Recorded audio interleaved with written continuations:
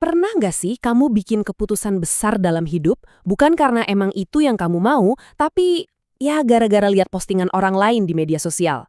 Hari ini kita bakal bahas fenomena itu. Gimana rasa takut ketinggalan atau FOMO bisa ngebajak pilihan-pilihan paling penting dalam hidup kita? Oke, kita mulai dari bagian pertama yang kita sebut guliran keputusasaan. Ini semua tentang efek media sosial ke diri kita. Kita akan mulai dengan sebuah perasaan yang kayaknya udah akrab banget buat banyak orang. Perasaan yang muncul setelah kita habis beberapa menit atau mungkin beberapa jam mantengin layar HP. Coba deh, jujur sama diri sendiri. Kamu lagi santai, habis selesai kerjaan, terus iseng buka media sosial. Dan entah kenapa, perasaan tenang yang tadi ada tiba-tiba lenyap, diganti sama perasaan gelisah. Kayak, kok gue ketinggalan jauh banget ya?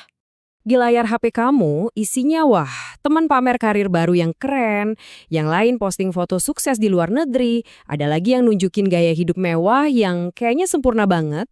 Ini tuh kayak etalase kesuksesan yang dipilih baik-baik. Dan hasilnya, seringnya itu malah bikin kita jadi cemas dan ngerasa nggak cukup baik. Nah, perasaan gelisah tadi itu ada namanya FOMO alias Fear of Missing Out. Di bagian kedua ini, kita bakal coba bongkar sebenarnya apa sih yang terjadi di kepala kita secara psikologis di balik semua kecemasan itu. Jadi, FOMO itu intinya adalah rasa cemas karena takut ketinggalan. Itu loh mesin yang ngebuat ada suara di kepala kita yang bisikin, gue harus ngelakuin apa yang mereka lakuin, kalau nggak gue nggak akan pernah sebahagia mereka.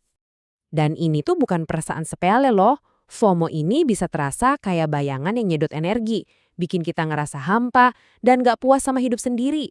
Bahkan penelitian ilmiah juga setuju, dampaknya serius. Ini bukan cuma iri sesaat, tapi sesuatu yang benar-benar bisa ngerusak kebahagiaan dan kesehatan mental kita. Nah, disinilah masalahnya jadi serius.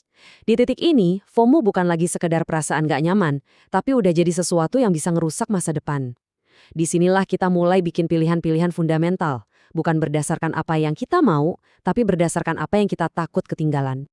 Oke, masuk ke bagian 3, ilusi sang influencer. Ini soal bedanya realitas sama apa yang kelihatan di layar. Biar kita paham bahayanya FOMO, kita harus bongkar dulu ilusi kesempurnaan yang tiap hari dijual ke kita di timeline. Coba deh lihat perbandingan ini. Di satu sisi ada influencer. Mereka ini seringnya punya jaring pengaman, modal gede, koneksi, support system. Gagal 10 kali, 20 kali, nggak masalah. Nah, di sisi lain ada kita, kebanyakan dari kita. Risiko ditanggung sendiri, mulai dari nol. Kesempatan gagal jauh lebih terbatas. Jadi sebenarnya ngebanding-bandingin diri sama orang lain itu wajar banget. Emang udah dari sananya sifat manusia. Ada teorinya, namanya teori perbandingan sosial. Udah ada dari lama sebelum ada medsos. Masalahnya, platform digital sekarang ini kayak nyuntikin steroid ke sifat alami kita itu, bikin jadi berkali-kali lipat lebih kuat. Poin utamanya tuh ini, perbandingan yang kita lakuin itu nggak adil sama sekali. Kita ngebandingin proses kita yang masih berantakan, masih becek-becekan, sama piala kemenangan mereka yang udah kinclong. Ya jelas kita kalah dong, pertandingannya aja udah nggak seimbang dari awal. Oke, jadi apa sih harga yang harus kita bayar kalau kita nekat niru orang lain? Apa akibatnya kalau kita bikin keputusan gede berdasarkan perbandingan yang salah kaprah ini? Yuk, kita lihat contoh kasusnya. Coba bayangin, ada orang yang dari kecil jago banget coding. Passionnya di situ. Tapi karena tiap hari lihat influencer fashion yang kelihatannya sukses dan keren banget, dia jadi ragu. Akhirnya, dia banting setir, milih jurusan desain. Hasilnya, ya bisa ditebak, dia keteteran, stres, dan akhirnya malah cuti kuliah. Kenapa? Karena dia coba hidupin skenario orang lain. Nah, ini intinya. Waktu kamu bikin keputusan karena FOMO, kamu itu sebenarnya lagi ngebuang identitas kamu sendiri. Kamu ngelupain bakat unik kamu, minat pribadi kamu, cuma buat jadi versi KW-nya orang lain. Ada teori namanya teori konstruksi karir. Intinya gini, kerjaan itu bukan cuma buat cari duit, tapi juga cara kamu ngebangun siapa diri kamu. Karir itu cerminan diri. Jadi kalau milihnya asal-asalan, ya sama aja kayak bangun rumah identitas tanpa pondasi, gampang roboh. Dan akhirnya kita bakal nyasar di persimpangan jalan yang membingungkan kayak gini. Peneliti juga nunjukin hal yang sama loh. Orang yang milih karir karena ikut-ikutan atau tekanan dari luar, ujung-ujungnya nggak puas. Mereka gonta-ganti kerjaan terus, nyari sesuatu yang sebenarnya nggak akan ketemu, karena dari awal udah salah pakai peta. peta hidup orang lain. Oke, kita udah ngomongin masalahnya panjang lebar. Sekarang, bagian paling penting, solusinya. Gimana caranya kita ngelawan jebakan FOMO ini?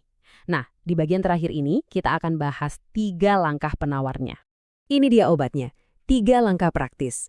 Pertama, kesadaran diri. Coba deh kenali, apa sih yang benar-benar kamu mau? Apa yang bikin kamu puas? Bukan yang lagi ngetren ya. Kedua, berpikir kritis. Jangan telan mentah-mentah apa yang kamu lihat. Tanya ke diri sendiri, jalan ini beneran cocok nggak sih buat gue? Realistis nggak dengan sumber daya yang gue punya? Dan yang ketiga, visi jangka panjang. Ingat, karir dan pendidikan itu maraton, bukan lari sprint. Kuncinya itu konsistensi, bukan niru jalan pintas orang. Ada analogi yang keren banget nih. Mencoba meniru kehidupan orang lain tanpa sumber daya mereka, itu sama aja kayak mencoba menyalin lukisan Van Gogh pakai lutut. Kebayangkan? Mungkin kamu bisa coba. Tapi hasilnya, ya hancur. Kamu cuma bakal jadi versi yang jauh lebih jelek dan capek sendiri.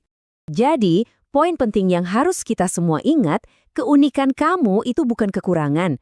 Justru itu aset terbesar kamu. Di dunia yang isinya fotokopian, jadi diri sendiri itu mahal harganya. Jangan disia-siain. Pada akhirnya pertanyaannya cuma satu. Hidup kamu itu kanvas kosong. Pertanyaannya, lukisan siapa yang mau kamu buat di sana? Apakah kamu bakal sibuk nyontek lukisan orang lain? Atau kamu bakal berani ciptain mahakarya kamu sendiri? Pilihannya ada di tangan kamu.